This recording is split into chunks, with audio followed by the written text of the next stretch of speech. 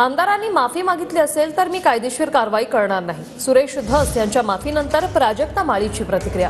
माझ्याकडून या प्रकरणावर मी पडदा टाकते असं प्राजक्ता माळीने म्हटलंय. कालच आमदार सुरेश धस यांनी प्राजक्ता माळी यांची माफी मागितली होती.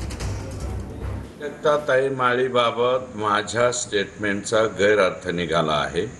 मला त्यांचा अपमान करायचा नव्हता किंवा त्यांच्या चारित्र्याबाबतीत तर बोलण्याचा विषयच नव्हता. मी प्राजक्ताताई सहित सर्व स्त्रियांबाबत आदर बाळगतो. माझ्या वक्तव्याचा गैरअर्थ निघाल्याने त्यांचे किंवा कोणत्याही स्त्रीचे मन जर दुखावले असेल तर मी प्रामाणिकपणे दिलगिरी व्यक्त करतो.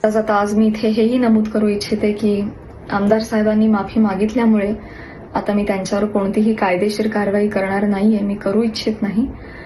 आणि आज या संपूर्ण प्रकरणावर माझ्याकडूनही मी पडदा टाकतेय.